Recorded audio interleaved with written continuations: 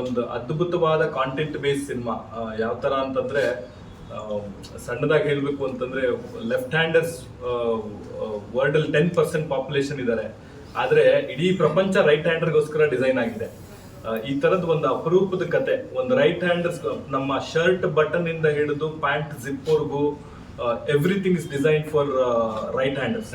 Fridge door ಇರ್ಬೋದು ಅಥವಾ pencil sharpener ಇರ್ಬೋದು. ಅಂದ್ರೆ ಚಿಕ್ಕ ಮಕ್ಕಳಿದ್ದಾಗಿಂದನೂ ಅವರು ತುಂಬಾ ಕಷ್ಟನ ಅನುಭವಿಸಿರ್ತಾರೆ, ಅದರಿಂದ ಏಟ್ಗಳಾಗಂತ ಚಾನ್ಸಸ್ ಜಾಸ್ತಿ. ಹಾಗಾಗಿ ಆ ಒಂದಷ್ಟು ವಿಷಯಗಳನ್ನ ಹಿಡ್ಕೊಂಡು ಸಮರ್ಥ್ ಅವರು ಒಂದು ಅದ್ಭುತವಾಗಿರೋ ಕಥೆನ ಮಾಡಿದ್ದಾರೆ. ಅದೇ ಎಡಗೈ ಅಪಘಾತಕ್ಕೆ ಕಾರಣ. ನೀವು ಹೇಳಿದ್ರು. So first of all happy birthday brother ಅಂತ ಕರೀತೀನಿ ಆ್ಯಕ್ಚುಲಿ. ಸೊ ಯಾವಾಗ ಎಡಗೈ ಕತೆ ಮಾಡಿದಾಗ ಫಸ್ಟು ಎಲ್ಲೆಲ್ಲೂ ಹೋಗ್ಬಂತು ಕತೆ, ಬಟ್ ಈ ಸಿನಿಮಾ ಕಂಪ್ಲೀಟ್ ಆಗಿದೆ, ಪೋಸ್ಟ್ ಪ್ರೊಡಕ್ಷನಲ್ಲಿದೆ. ಸೊ ಅದಾದಮೇಲೆ ಒಂದು ಎಲ್ಲರೂ ಏನು ಹೇಳ್ತಾರೆ ಅಂದರೆ ಇದು ದಿಗಂತ್ ಮಂಚಾಲಿ ಅವ್ರು ಬಿಟ್ಟು ಈ ಸಿನಿಮಾ ಯಾರು ಮಾಡೋಕ್ಕಾಗ್ತಾ ಇರಲಿಲ್ಲ ಅಂತ, ಅಷ್ಟು ಚೆನ್ನಾಗಿ ಮಾಡಿದ್ದಾರೆ. So basically I think 2024 belongs to Diganth Manchale, ಯಾಕಂದರೆ ಅವ್ರದ್ದು ಲೈನಪ್ ಸೂಪರ್ ಆಗಿದೆ. ಬ್ಯಾಚುಲರ್ ಪಾರ್ಟಿ ಆಗಲಿ, ಅದಾದಮೇಲೆ ಎಡಗೈ ಆಗಲಿ, ಲಾಫಿಂಗ್ ಬುದ್ಧ ಆಗಲಿ, ಪೌಡರ್.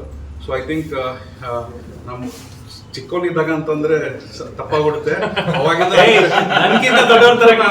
ಕಾಣಿಸ್ತೀವಿ. ಬಟ್ ಅವಾಗಿಂದ ಸಿನಿಮಾ ನೋಡ್ಕೊಂಡು ಬಂದಿದ್ದೀನಿ. But I never expected that ನನ್ನ ಫಸ್ಟ್ ಫಿಲ್ಮ್ನಲ್ಲೇ ಇವ್ರ ಜೊತೆ ಕೆಲಸ ಮಾಡೋದು ಒಂದು ಅವಕಾಶ ಸಿಗುತ್ತೆ ಅಂತ. ಅದೇ ಒಳ್ಳೆ ತಂಡ ಇದೆ. ಆಮೇಲೆ ನಮ್ಮ ಜಾಕ್ ಮಂಜಣ್ಣಗೆ ನಾವು ಥ್ಯಾಂಕ್ಸ್ ಹೇಳಬೇಕು, ಅವ್ರದ್ದು ತುಂಬಾ ಸಪೋರ್ಟ್ ಇದೆ, ಪ್ರೋತ್ಸಾಹ ಇದೆ. ಸೊ ಒಂದು ಒಳ್ಳೆ ಸಿನಿಮಾನ ನಿರ್ಮಾಣ ಮಾಡಿದೀವಿ. ಇನ್ನು ಮುಂದಿನ ನಿಮಗೆ ಬಿಟ್ಟಿದ್ದು, ಆಮೇಲೆ ಆಡಿಯನ್ಸಿಗೆ ಬಿಟ್ಟಿದ್ದು. ಸೊ ಹಾಗಾಗಿ ಪ್ರೋತ್ಸಾಹ ನೀಡಿ ಕೇಳ್ಕೊಳ್ತೀನಿ.